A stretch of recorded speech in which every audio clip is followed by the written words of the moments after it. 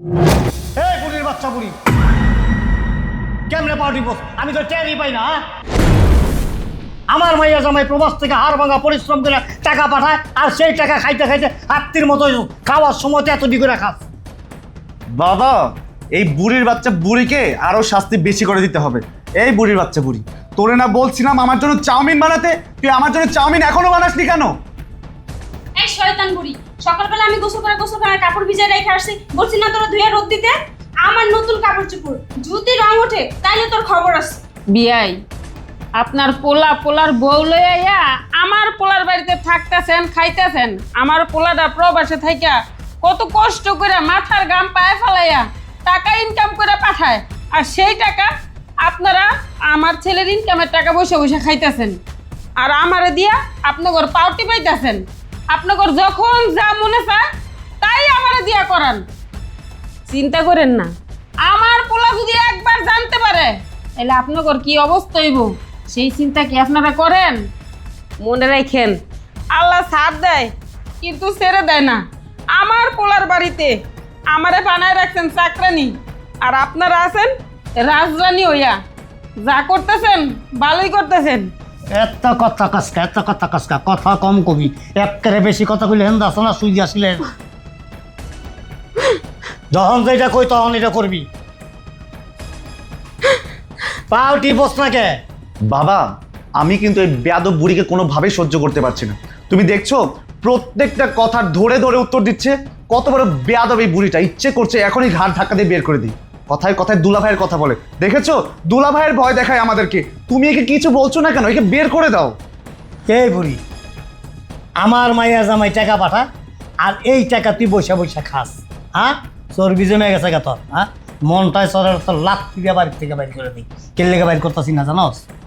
খালি একবার মাইয়া জামাইটা আহুক, চলে বলে কৌশলে এই সমস্ত সম্পত্তি লেখায় নেই, তারপরে তোরে গেটিটা দইরা তোরে আর তোর পোলারে পাশার মতো লাঠি দিয়া এই বাড়ির থেকে বাইর করে দেয়। সি সি সি সি সি বিয়াই, আপনার কি লজ্জা শরম বলতে নাই? আমার পোলার টাকা বৈশা বৈশা আপনারা খাইতেছেন, আবার এখন কইতেছেন প্রবাসী থেকে আমার পোলা এত কষ্ট করে বাড়ি ঘর করছে, যাই কিছু করছে সব কিছু আপনারা লেখা নিয়া আমগো মা পোলারে বাড়ি থেকে ভার করে দিবেন। সি সি সি। না, তোর নামে লেখা দিব। বেশি কথা কবি একটা জানা মেয়েরা ভালামু। খালি এই সম্পত্তিগুলি এখনো তোর ছেলের নামে, এই জন্য তোরে বাইর করি না। তোর ছেলে আসুক, কিনিয়ে বিনিয়ে কোনো রকম আগে সম্পত্তিটি নিয়ে নেই, তারপরে তোরে ঘাড় ধাক্কা দিয়ে বাড়ি থেকে বের করে দেবো। আরে বাবার বাবা, কি হয়েছে? সাত সকালবেলা একটু ঘুমাইতেও পারতেছি না। সমস্যাটা কি? তোমাদের বাইরের একদম লঙ্গরখানা বানাই ফেলছো আমার। এই যে দেখোস না, তোর শাশুড়ি একটা বজ্জত মহিলা। কি বলে জানিস? তোর ছেলেরটা নাকি আমরা দিনের পর দিন বৈশা বৈশা খাইতেছি, আমরা খাইতে খাইতে অনেক আমাদের চর্বি মোটা হয়ে গেছে, আরো এই নিয়ে বিনিয়ে কত রকমের কথা বলতেছে। আপু, আমি একটা জিনিস বুঝি না, ওকে এখনো এখানে কেন রাখছো? ঘাড় ধাক্কা দিয়ে কেন বের করে দিচ্ছ না? আরে আমিও তো চাই লাথি মেরে বের করে দিতে, শুধু ঘাট ধাক্কা কেন? কিন্তু কেন পারছি না জানিস? এটা হচ্ছে শুধু এই সয় সম্পত্তির জন্য। এই বুড়ি তো আমার মাছের কাঁটা যেরকম গলায় ভিড়ে যায় ওরকম গলার মধ্যে বিঁধে আছে, না পারতেছি গিলতে, না পারতেছি ফেলতে। আজকে এই বুড়িটাকে যে আমি কি করব আমি নিজেও জানি না। এই বুড়ির যন্ত্রণা একটু ঘুমাতে পারি না পর্যন্ত। আমি যে এই বুড়িটাকে নিয়ে কত অশান্তিতে থাকি একমাত্র আমিই জানি। এই যে তোরা কত কথা বলতেছিস, আমার সাত সকালের ঘুমটাই তো নষ্ট করে দিল। শোন মাদুলা, তোর শাশুড়িকে না আমি মোটেও পছন্দ করি না, একদম সহ্য করতে পারি না। মন তো চায় যে কোনো সময় গলা টিপে তারপরে মেরে ফেলি, কিন্তু পারতেছি না। কারণ কি জানিস? সয় সম্পত্তি সব কিছু এখনো তো তার ছেলের নামে। বাবা, শুধু তোমার না, আমার ইচ্ছে করতেছে এই বুড়ির ঘাট ধরে বের করে দেয়, মটকায় মেরে ফেলি। বাবা, তুই কেমন আছো? তুই প্রবাস থেকে আয়া পড়ছ? জানোস বাবা, তুই কবে আমি এই আশাই না আমি ছিলাম। জানোস বাবা, আমি না প্রত্যেক দিন নামাজ পড়ে আল্লাহর কাছে কইতাম, আল্লাহ তুমি আমার পোলারে প্রবাস থেকে বাংলাদেশে নিয়ে আয়ো, আমার বুকে ফিরাই দাও, আমার পোলারে ছাড়া অনেক কষ্ট হইতেছে। থাক মা, তুমি এভাবে কান্না করো না, আমার খারাপ লাগে। এই মানুষগুলোর সঙ্গে আমার কিছু হিসাব নিকাশ বাকি আছে মা, সেগুলো আগে শেষ করি। মহারানী দোলা, কি আমার মাকে মেরে ফেলার খুব শখ? আমার মা তোমার গলার কাটা হয়ে দাঁড়িয়েছে তাই তো? এই কথাই তো বলছিলা, কেন না না না সাজিদ, তোমার কথা ভুল হচ্ছে। গলার কাটা মাটা এগুলো কি বলতেছো? আমি তো এমন কথা মাকে ভুল অক্ষরেও বলিনি। তবা তবা, আমি মাকে এইসব কথা বলতে পারি? আমি তো মায়ের কত সেবা যত্ন করি, সারাক্ষণ মার সেবা যত্ন করতে করতে তো আমার দিন পার হয়ে যায়। মার কখন কি লাগবে না লাগবে, ওষুধপত্র, জামা কাপড় সব কিছু তো আমিই দেখাশোনা করি। বাবা, আমি দেখাশোনা করি না বলো? সাজিদ, কোথাও একটা ভুল হচ্ছে, মিসআন্ডারস্ট্যান্ডিং। ও আচ্ছা, মায়ের সেবা করতে করতে তোমার দিন পার হয়ে যায়। হ্যাঁ, তা তো দেখতেই পারছি তুমি আমার মাকে কেমন সেবা করেছো। আমার মাকে যখন তোমার আশায় বাড়িতে রেখে গিয়েছিলাম, আমার মার চেহারা একটা আলাদা মায়া কাজ করতো। এখন তাকিয়ে দেখো, মার চোখের নিচে কালি পড়ে গেছে। আর এগুলো কোন ধরনের জামা কাপড় পরে আছে আমার মা? আমি যদি ভুল না করে থাকি, এই ধরনের জামা কাপড় আমার বাড়ির কাজের লোকও পরে না। অথচ মা এই ধরনের রং চটা একটা শাড়ি পরে আছে। কেমন যে খেয়াল যত্ন রেখেছো তুমি আমার মায়ের, সেটা আমি বেশ ভালো মতোই জানি। বাবা, আপনাকে বলছি, আমি দেখছিলাম আপনি কত সুন্দর আমার মাকে দিয়ে পা টেপাচ্ছিলেন। কেন বাবা, আমার মাকে দিয়ে আপনি পা কেন টেপাচ্ছিলেন? না না, কই বাবাজি, আসলে তোমার মা তো আমার বিয়াই, আর বিয়াই মানে কোনো একটা কিছু হইলে তো দুজনেই আলোচনা করে, তাই না? ওই আমি না, আমার মানে চলার পথে হঠাৎ করে পায়ে একটু হোঁচট খাইছিলাম। হোঁচট খাওয়ার পর যখনই আমি বিয়াইনকে বললাম, বিয়াইন সাথে সাথে আমাকে টেনে ধরে জোর করে বসিয়ে তারপর আমার পাটা না মেসেজ করে দিতে লাগলো। আমি কত বারণ করলাম, তিনি আমার কথা শুনলেনই না। হ্যাঁ হ্যাঁ দুলা ভাই, বাবা একদম ঠিক কথাই বলেছে। আসলে কি হয়েছে বলেন তো দুলা ভাই?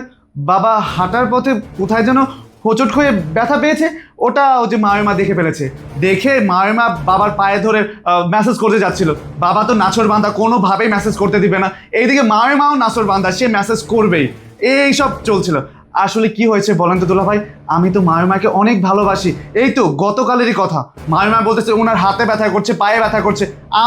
আমি নিজে গিয়ে মায়ের হাত পা সব টিপে দিয়েছি। মায়ের মাকে আমরা কত ভালোবাসি, কত সেবা করি, দেখছেন না দুলা ভাই? মায়ের মাকে আমি মা বলে ডাকি, কতটা সম্মান করি উনাকে। বাবা, ওরা যা কইতাছে সবই মিথ্যা কথা, সব মিথ্যা কথা কইতাছে। তুই জানোস বাজান, তুই যখন প্রবাসে চলে গেলি সেদিন থেকে, তুই যেদিনই চলে গেলি সেদিন থেকে তোর শ্বশুর, তোর শালার বউ, এরা সবাই এই বাড়ির থেকে আর যায় নাই এখন পর্যন্ত এই বাড়িতে। জানোস বাজান, এরা আমার সাথে কি করছে? এরা আমারে দিয়া দিনের পর দিন কাজ করাইছে, যত কাজ আছে বাসার সব কাজ করাইছে, আমার উপরে অন্যায় অত্যাচার করছে। আমি সব মুখ বুঝে শুইছি। তারপরও বাবা, আমি অসুস্থ হইলে না, বৌমারা যদি বলতাম, মা আমার জ্বর আইছে, আমার একটা নাপা দাও, আমার বয়স হয়েছে, আমার কি কইতো জানোস? আমারে কইতো, এই আপনার কিসের অসুখ হয়, কিসের এত 2 দিন পর পর আপনি অসুস্থ হন? আমি আর কিছু করতে পারতাম না, আমার একটা নাপা পর্যন্ত দিত না। আর দেখ বাজান, এই যে কাপড়, এই কাপড়টা না আমি আজকে 7 দিন ধরে পরতেছি। 7 দিন ধরে এই কাপড়টা আমি পরতেছি। আমি গোসল করে এই কাপড়টা শুকায় আবার এই কাপড়টাই পরি। বাজান রে, আমার একটা কাপড়ও দেয় না। বাজান, তুই তো কইছিলি তুই প্রবাসে গেলে আমার রাজরানি করে রাখবি। কই বাজান, আমি রাজরানি হইতে পারি নাই, আমি চাকরানি হয়ে আছি। আমার ছেলের বাড়িতে আমি চাকরানি হয়ে আছি। রাজরানি কারা হয়ে আছে জানো? এরা।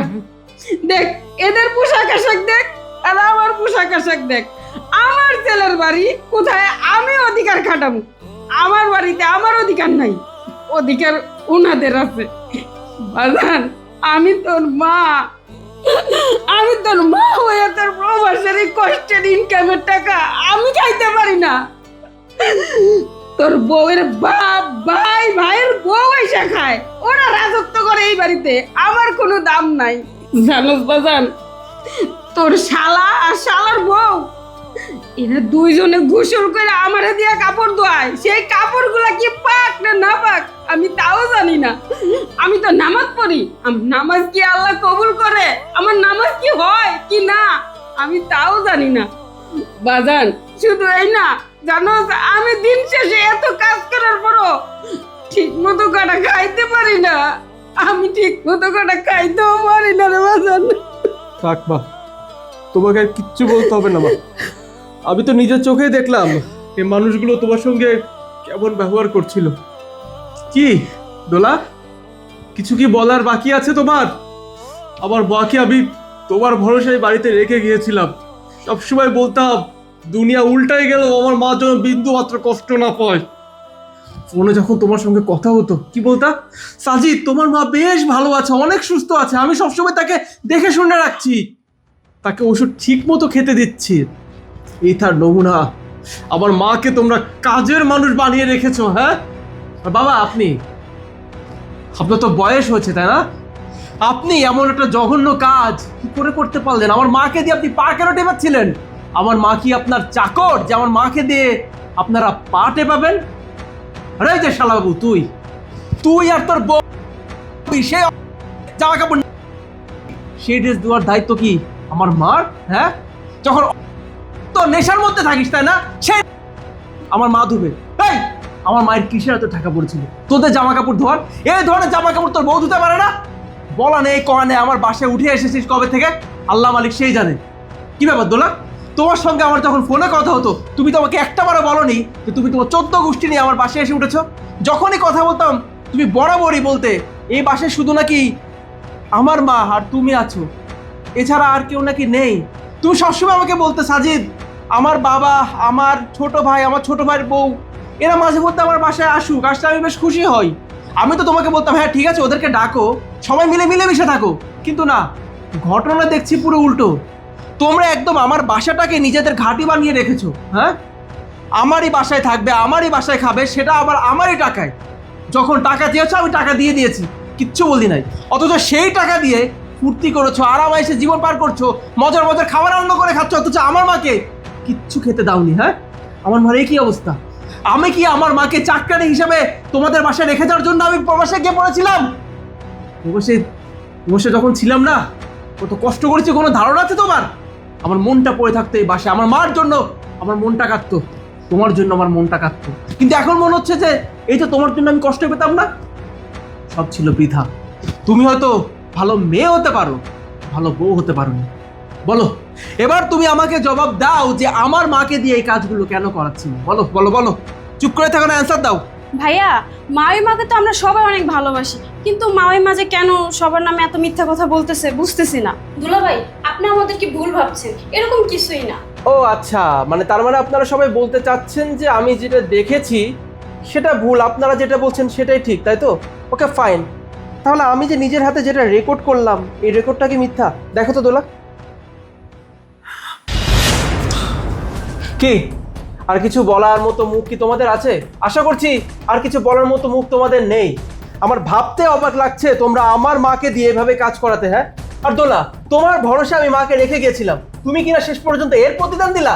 সাজিদ, আমি ভুল করে ফেলেছি, তুমি আমাকে মাফ করে দাও। তুমি তো জানো আমি তোমাকে কতটা ভালোবাসি, তোমাকে ছাড়া আমি থাকতে পারবো না।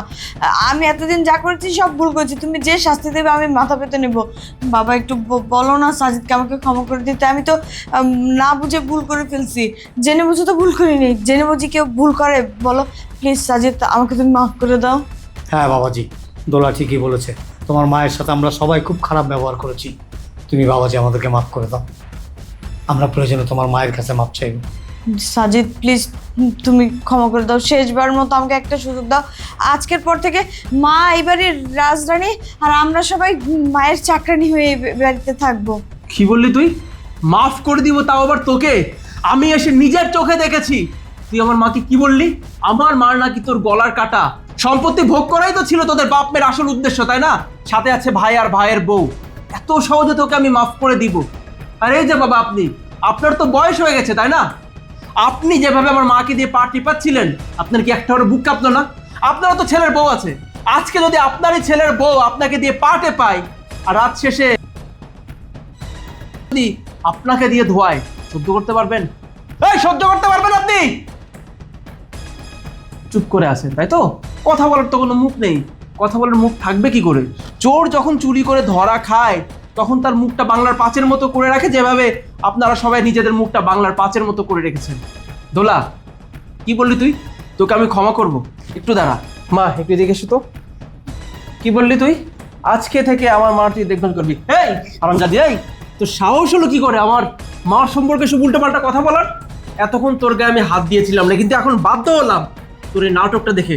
কত সুন্দর নাটক জানিস তোরা সবাই না?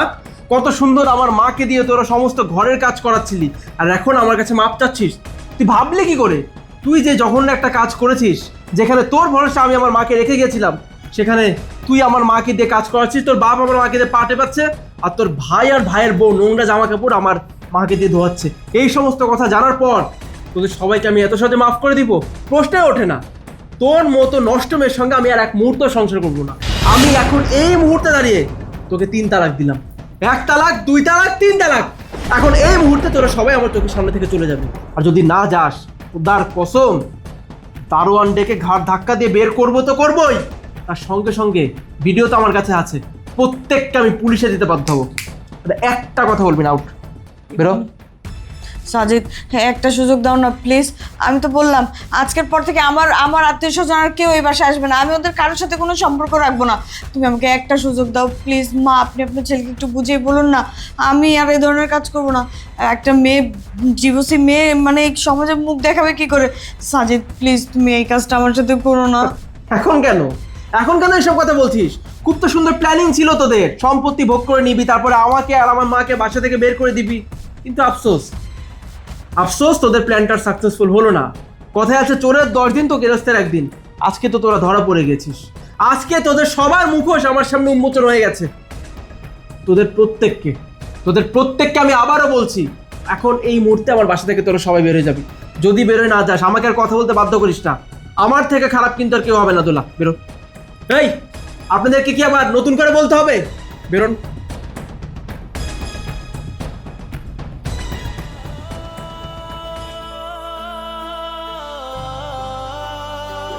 বাজান, আমার কারণে তোর সংসারটা ভেঙে গেল। আমার কাছে তুমি পৃথিবীর সব থেকে বড় সম্পদ, মা।